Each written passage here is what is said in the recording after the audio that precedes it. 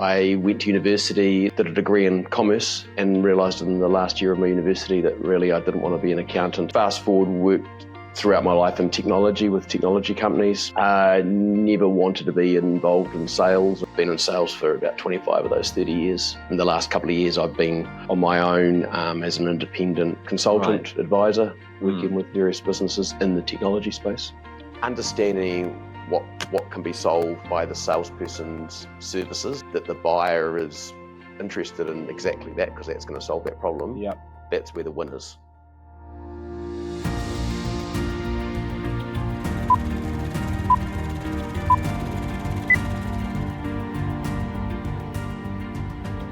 Hello everyone and welcome to another episode of Ways to Wealth. Today I'm joined by Steve. Steve, why don't you give us the TLDR on who you are and how you got here? Oh, well, I'm old now. Been about 30 years in sales. Yeah. And during that course of that, I went to university, loved maths and economics and accounting. Yeah. Did those, did a degree in commerce, and realised in the last year of my university that really I didn't want to be an accountant in a high-rise building sitting there all day, working in worksheets. I suppose it wasn't Excel, or Excel had just come out, but it was called Lotus 123, something like that. Fast forward, worked throughout my life in technology with technology companies. Yeah. Never wanted to be involved in sales or anywhere near sales. Yeah. And have been in sales for about 25 of those 30 years now. So, nice. And what morphed into in the last couple of years, I've been on my own as an independent sales leader, consultant, advisor, working with various businesses in the technology space. Yeah, cool. So was it a conscious decision to be in sales? No. Or was it like it just kind of happened? Yeah, I started off as a product manager in a tech company. Yeah. And I was having to talk to some customers from time to time to test the products, test the marketing position, check the price point. And these customers, as much as I didn't want to make a phone call and talk to them, they were actually interested in not me, but the product, and helping to give advice way back. And over time, then it sort of morphed. Product management then became, actually, you need to be selling and fronting this product or these products. So, just started just being authentic, I suppose, and liking people. And, well, I did always like people, I suppose, and that's probably an attribute which helped with sales. Right. But you had a connection to the product too, so you had good expertise in the product, which helped with that kind of client-facing and the sales side. Yeah. So I guess that gives you authenticity and trust. And that helped, I guess, the customer. It was easy. I wasn't doing cold calling to a customer. Hey, look at my new product. Do you want to buy it? Because that's sales. Yeah. It was back a bit where, hey, we've got a product. It's interested in your feedback and whether this would be applicable to your environment or something like that. Yeah. So. Okay. And then you just grinded that out. How many different organizations did you work for in that long period, roughly? From starting off to where I am now. Yeah, I know that you're on your own now. So we'll get to that shortly. Probably 8 to 10. I had a 12-year tenure with effectively a startup from the mid 2000s through to mid 2017, I think it was, and that was a cloud computing organization. Yeah, and that was when cloud computing wasn't really a word initially, and we were selling. We'd call up people, do you want to run your accounting system in the cloud instead of running it on a server? Yeah. And it was a lot of education and building trust, and they were like, these potential customers were letting go of their hard drive, and we were then running that hard drive in a data center. Yeah. And I sort of stepped through the process of relationship management to sales management to marketing and things. Yeah. So that was like the long tenure, but the other roles were sort of averaging 3 to 5 years. Right. And did you find that you learned the most from that longer experience or from those kind of shorter experiences? Jumping around a bit. I would say in that 12 years, the first 10 years I learned heaps, and we were adapting, and then we'd decide something on the fly as to what we were going to do next, and write a marketing. Because it was a startup. Yeah, and that was extraordinary. The last 2 years we were quite well established by then, and the fun had sort of fizzled out a little bit. Yeah. Was that like quite a loop? Because, I think people often, especially when they're starting and they're kind of maybe thinking about more of a technical role around accounting or something like that, it's a pretty linear path in terms of monetization. Whereas with sales, you do have these opportunities to kind of get these windfalls, which can be a great wealth builder if people are disciplined to then go ahead and then invest that and kind of put that to work after you've earned it. Was that startup like kind of probably the most fruitful, or was it just the most fulfilling? Yeah, a combination of both. Initially, it was more fulfilling, and then the latter years more fruitful, as you'd expect from a startup as it goes up the curve. But, what we were building was recurring monthly revenues from clients. They were using us for their, we're selling a service as software as a service. Well, that all came around. And the windfalls that came from that is you signed, clients wanted certainty in terms of where we're going to be around next month, let alone next year and the year after. So they wanted multi-year agreements. So we were really commercializing everything. So then we would get rewarded on these 36-month or 60-month term agreements, contracts and things. That's cool. And you were in sales for quite some time. Did you know you were going to end up going out on your own and being a business owner yourself, like all along? Like, did you always have a little bug for it, or did that kind of come more naturally and kind of almost by mistake? Yeah. In one word, by mistake in a way. Right. But I've always been entrepreneurial and interested in doing something for myself, but not sure what that was going to be. And working for myself and answering to myself for the most part, not having employees or contractors. I'm just myself has been the most fulfilling piece because I'm in control of my own destiny. But leading, up to why I ended up going out on my own was in my previous last role where I was employed. They went through another round of redundancies, and I was one of 500 people that got taken out of this organisation at that time. And I remember at home, like updating my CV and going, all right, where's the next job? Let's go and work for Salesforce. Let's look at Microsoft. Let's look at Oracle. Let's look at these other players. And while I was doing that, I was starting to get contacted by my network. And people were asking me, these were business owners of tech companies, we'd love to hire you. We just don't have a role for you. And this sort of by the fifth phone call, and I was eating my Weet-Bix. And I was like, hang on, there's a theme here. Maybe I could actually help this client or this bloke or lady on a Monday, and then on Tuesday I'd help this other person. And so then I ended up into a space where I was selling myself by the day. Kind of fractionally. Fractionally, so doing fractional sales leadership.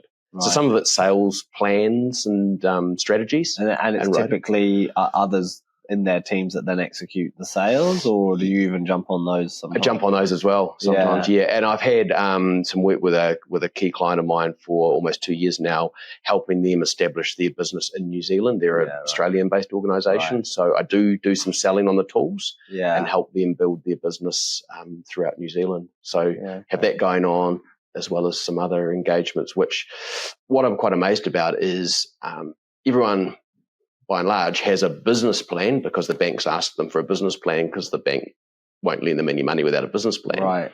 But no one has a sales plan. So the sales plan to get to their business plan's return, that's what's lacking. And it's just, we'll just grow sales by 10%. Oh, how are you going to do that?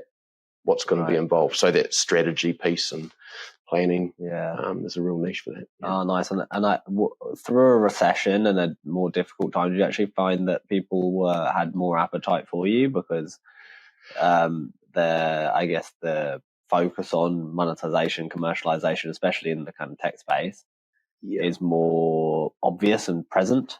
There's been I haven't had and felt the recession. I've seen it in clients' organisations. But the people that are serious and have a long-term plan, they're not here for 1 or 2 years. They're here, or they've been here for ages. They want to carry on for decades to come. they'll talk. And by and large, all my businesses come from referrals. Someone says to someone, and someone reaches out and contacts me. Oh, that's interesting. And do you find that do you find you have any like challenges around context switching a little bit with this fractional kind of style versus being kind of fully involved in one organization? Yeah, from time to time I do. But what I typically do is plan out my day in blocks. So, and typically I'm not working by the hour for different organizations. I'm working, all day for one organization, or 3/4 of that day, and then there might be some other work, or I pad it out. Yeah. And I might do some work in the evenings. I love working.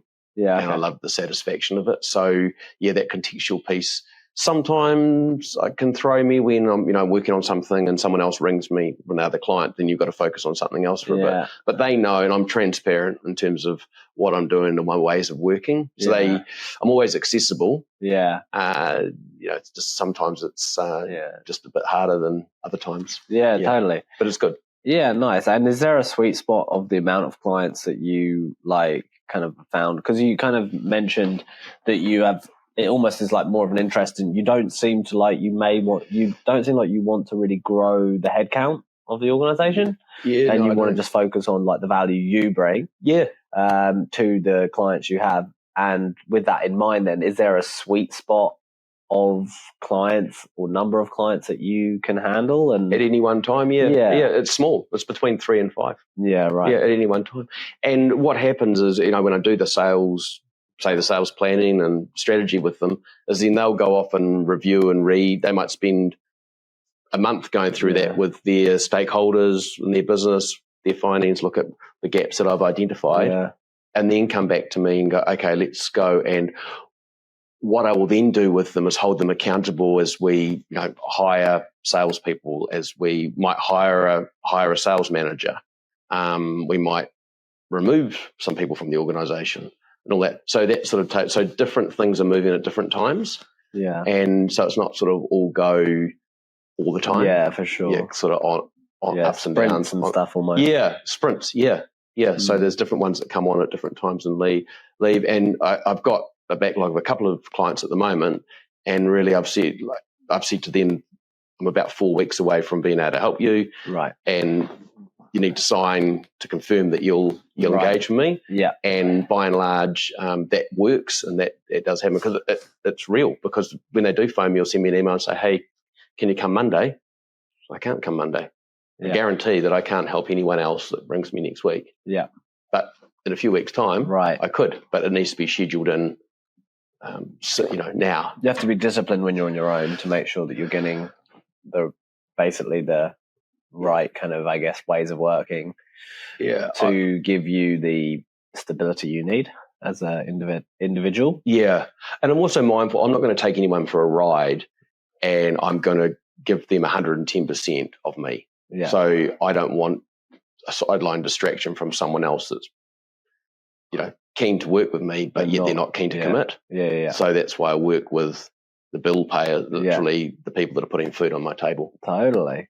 And is it a lot of like basically hourly kind of billing, or are there also components that are almost like services or retainers that are less hourly driven in your client base? So I just charge myself out by the day. Yeah. So then we're not nickel and diming over what you do between 8:15 in the morning and 8:30 in the morning. Okay, so you're like, okay, look, Monday is this company and that's it. Yeah. So you're not kind of being like, oh, I'm going to do the morning with these guys and. Yeah, but what I'll do is with the ways of working is I'll work with their diaries. So what it could be is it could be Monday morning with client X, and then on Wednesday afternoon I'll reconnect with client X. Yeah. So we're doing it over 2 days. Day over 2 days with some space, because sometimes there might be some work that I've got to put together for them, and then they need to review it. So it's not like do it in the morning and then sit there with my arms folded, waiting around. Yeah. Oh, interesting. And given that a lot of you're charging by the day, like, have you thought about a strategy for you? Because, like, I imagine that there's a few questions I have here. One is that obviously with it, you probably get paid quite a strong hourly rate. However, you might not be booked out for the whole time, all the time. Yeah, that's correct. Yep. And then with some of these longer duration projects and kind of engagements, do you ever, or have you ever been able to create some sort of profit sharing or bonus function in what you're doing? So that's come up a couple of times, but it's gone away quite quickly because clients, given how challenging the markets have been, they've actually called it and said, actually, no, we just want to know what we're paying and get the outcome, to get the deliverables we've talked about. Yeah. And that's it. But I've got someone in train at the moment that may well end up being a performance-based result. And that's actually some performance-based associated with it. Yeah, that would be, because what they're looking to do is, in this technology company, they're actually looking to retire and have future, retire, sell the shares to and then management buyout or something. Have a management buyout. I'd be really interested to talk to those guys. Yeah. Small and medium enterprises and management buyouts is something we're pretty experienced with in our organisation. Okay. That could be something we could talk about. Totally. Yeah, that'd be cool. And they need new salespeople hired to replace themselves. Right. But also have the confidence that the management team that come through. Are they expecting to get fully out, or they want to remain no, fully out, actually. They want to get fully out, so they want to be completely out of the business. And I'm assuming the business is quite profitable. Yeah, interesting. And has a tenure of about 30 years now. Yeah, wow, interesting. Yeah, there's a fascinating dynamic in the market with businesses that essentially don't have the right succession plan implemented yet. Yeah.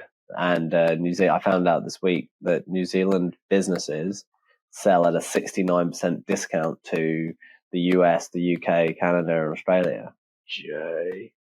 And that just goes to show you, one, obviously, potentially the bargains that are available in the market, but two, like the kind of systemic issues that we have around succession and kind of, I guess, modernization, really. Yeah. There's lots of old ways of working out there that in these succession plan, there is no succession plan. The thing. And often family don't, they've heard enough about this business over their lifetime. They don't want to step up into it. And often it's that they leave it too late. Too late, yes. Someone started, business is hard. Being a business owner is difficult. Mm-hmm. And, if you leave it too late, your kids might be in their 50s. Yeah. It's way too late. And they probably don't want to do it. Well, they've got another career they've already established. Exactly. They've got a career, family. They're not necessarily looking to grind it out and do the next leg. So that's something that kind of, those sort of things, if you leave them too late, it just becomes a nightmare. And then, the whole market, it's an interesting space. It's kind of like the unwind of the boomer asset base, really. And who's the natural buyer for these assets?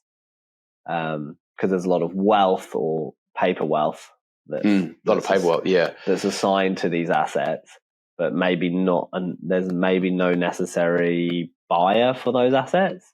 So it's kind of this dynamic of like the expectation's quite high on price.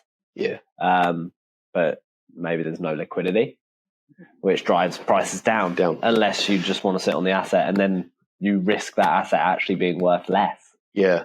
Well, the asset being, the IP that's stuck in someone's head. Well, yeah, that's even worse. That's partly the problem. And also, even in the last couple of years, looking at these different businesses that I've worked in and helped, some of it lacks a lot of process and, CRM as much as there's the HubSpots and the Salesforces and the Microsofts. Not many of those organizations are using that. This is mid-market. Yeah. They're going to get a new CRM, or there's been a lack of adoption in what they've got.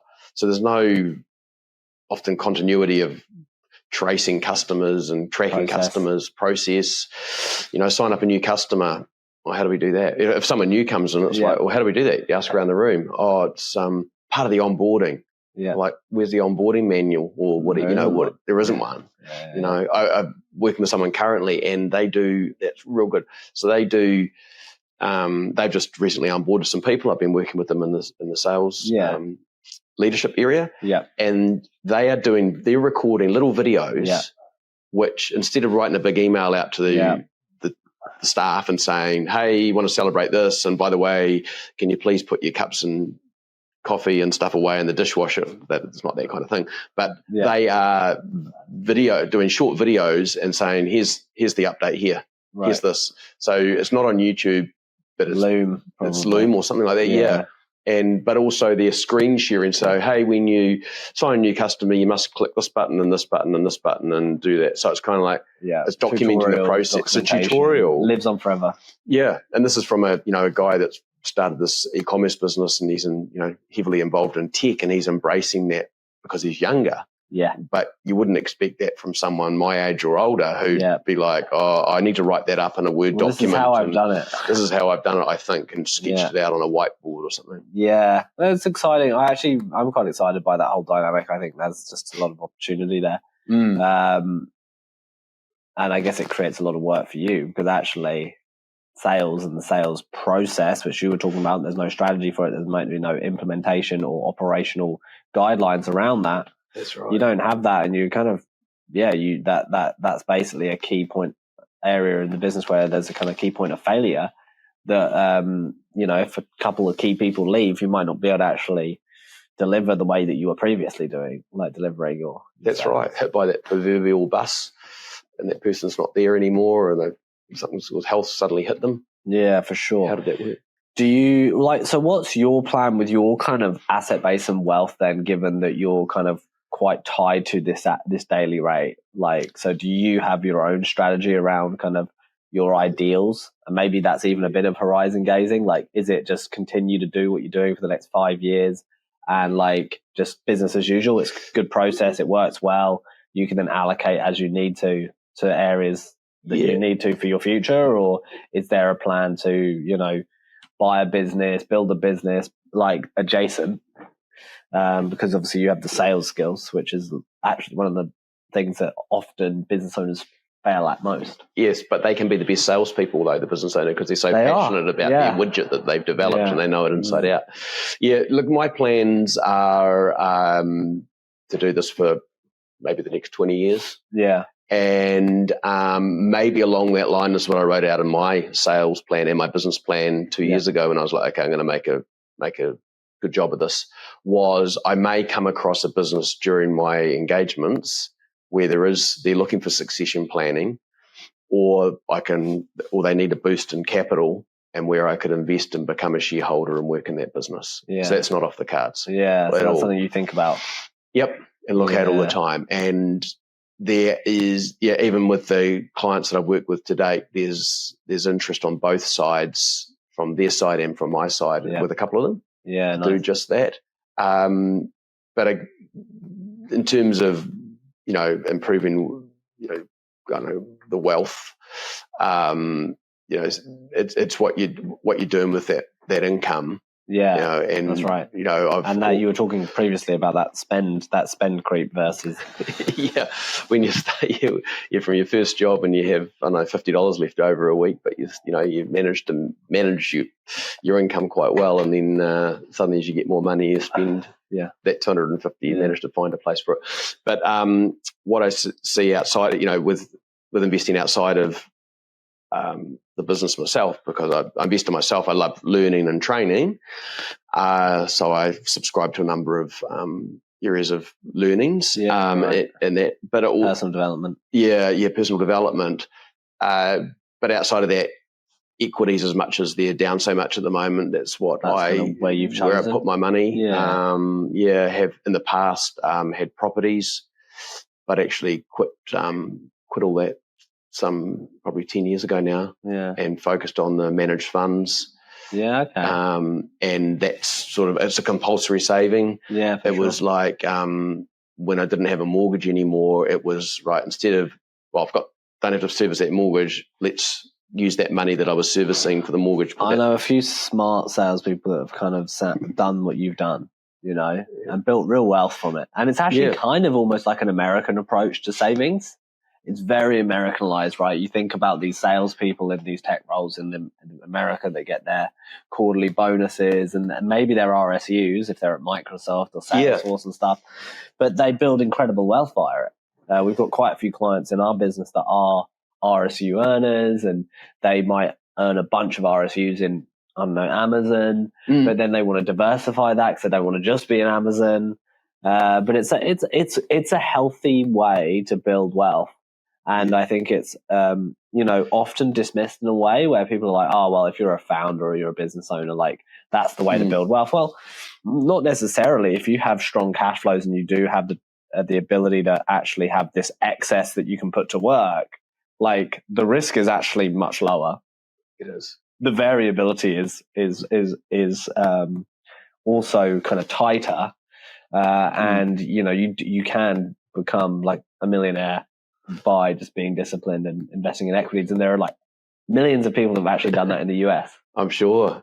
Right, and Australia as well. But here it's less popular. It seems like there's a massive bias towards property and investment properties. And then actually they're just cash flow negative often, and actually it's just a massive drag.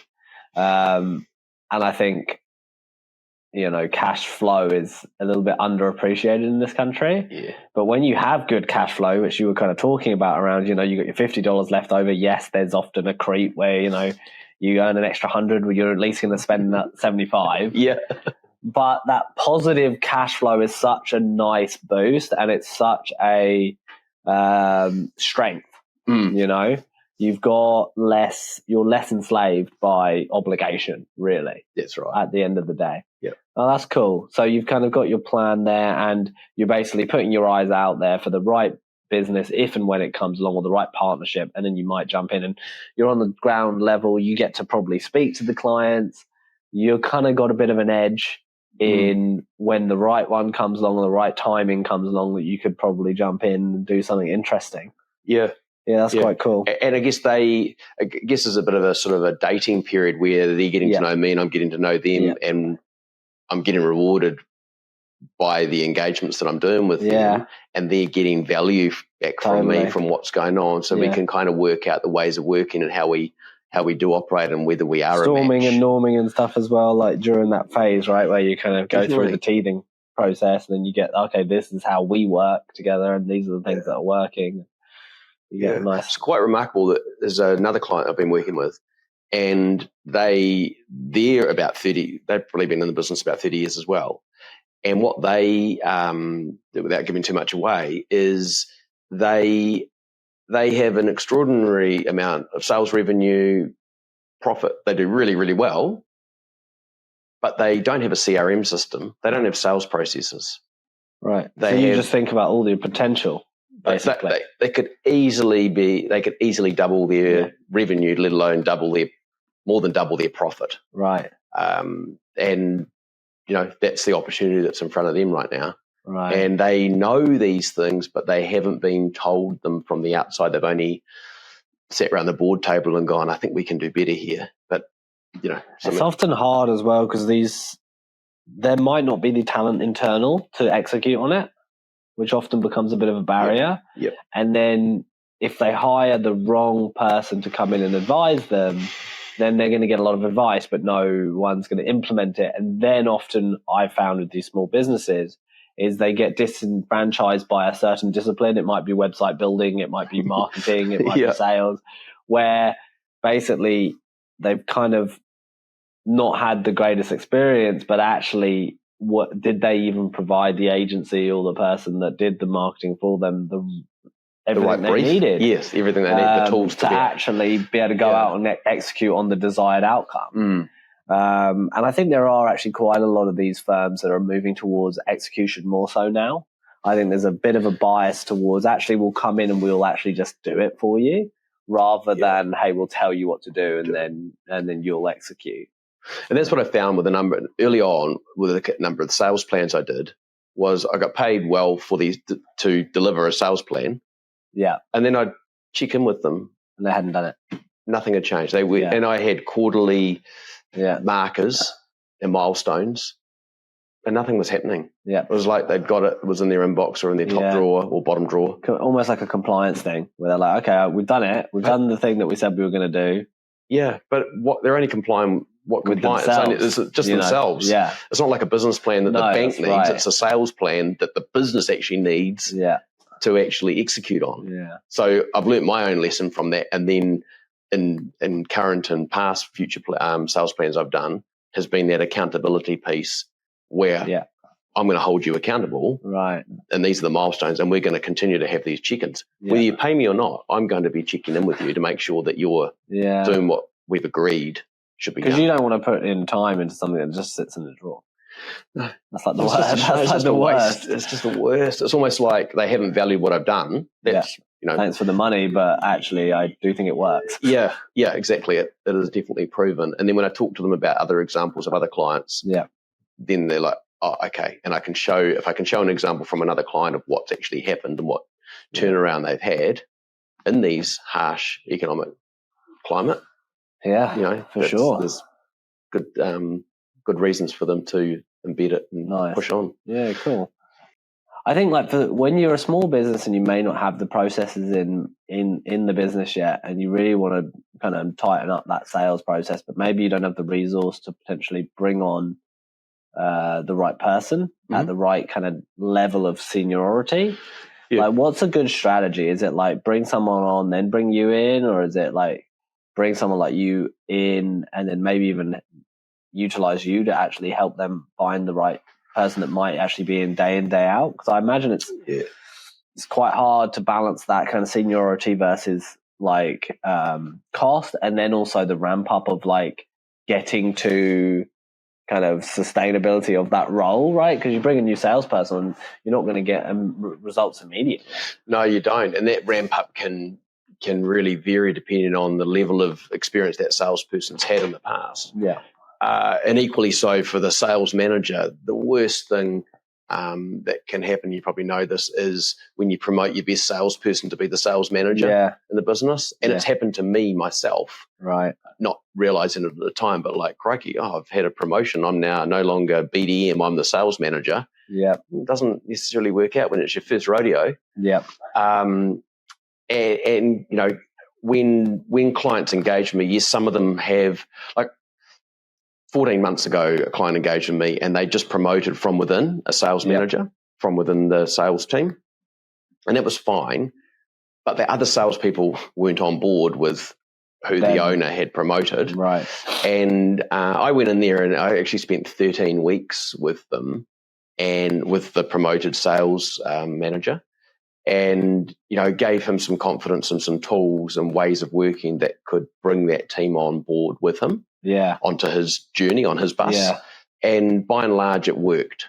Right. And from the outset, it was like a train wreck. Right. But over time, built it up, and they saw the good reasons why they should, you know, the sales team saw the good reasons why John should be the leader, and coaching and mentoring John on this sales leadership journey. Yeah, cool. He's in really good shape now. Yeah. And that sales team's continued, and they've hired additional salespeople into that team to really bolster them. So quite a good success there. What percentage of your clients are international?